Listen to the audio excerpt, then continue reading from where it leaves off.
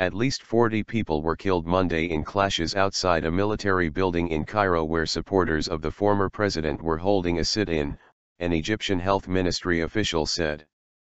Ministry spokesman Khaled el-Khatib said initial reports also indicated at least 322 were wounded, although he gave no details on the circumstances of the killings. Eyewitnesses tell Fox News that Muslim Brotherhood supporters were fired upon with birdshot and rounds from automatic weapons at around 5:30 a.m. local time, during morning prayers. Fox News sources who were at the scene shortly after the shooting described seeing Muslim Brotherhood supporters with large chest wounds and fatal gunshot wounds in their backs. The Muslim Brotherhood have blamed the attacks on the Egyptian military who were standing guard over the demonstration near to the Raba El Adwyia mosque. The military are blaming the attacks on so-called terrorist groups. Late Sunday night military helicopters dropped leaflets on pro-Morsi protesters in the Cairo University area calling on Morsi followers and terrorists to end their protests. Al-Noor, Egypt's second most prominent Islamist party after the Muslim Brotherhood, has said it will withdraw from negotiations with the interim government, and the Muslim Brotherhood has called for its supporters to rise up against those who want to steal the revolution. Liberal politician Mohammed el-Baradei expressed dismay at the bloodshed, sending a message on Twitter that read violence begets violence and should be strongly condemned. Independent investigation a must. Peaceful transition is only way. Satellite broadcaster Al Jazeera showed footage from a nearby field hospital of at least 6 dead bodies laid out on the ground, some with severe wounds. A medic from the area, Hasham Agamai, said ambulances were unable to transport more than 200 wounded to hospitals because the military had blocked off the roads. Al-Shaima Yuns, who was at the sit-in, said military troops and police forces opened fire on the protesters during early morning prayers.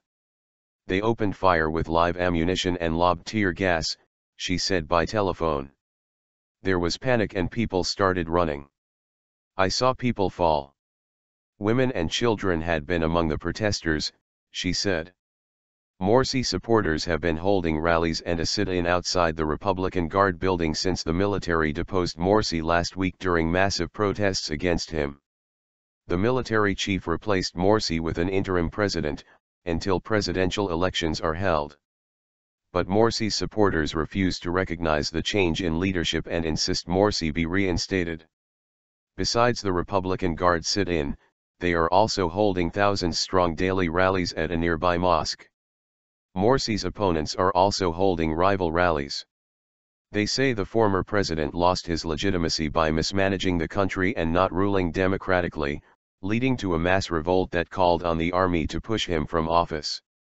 Military spokesman Colonel Ahmed Mohammed Ali said initial information indicates that gunmen affiliated with the Brotherhood tried to storm the Republican Guard building shortly after dawn, firing live ammunition and throwing firebombs from a nearby mosque and rooftops.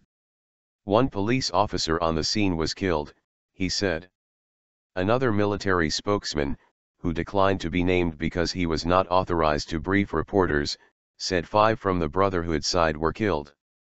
A statement by the armed forces published on the state news agency said an armed terrorist group tried to storm the Republican Guard building, killing 1 officer and seriously injuring 6. The statement said the forces arrested 200 attackers, armed with guns and ammunition. After declaring the ouster of Morsi last Wednesday, the defense minister Abdel Fattah el-Sisi replaced him with Egypt's chief justice and suspended the constitution until new presidential elections.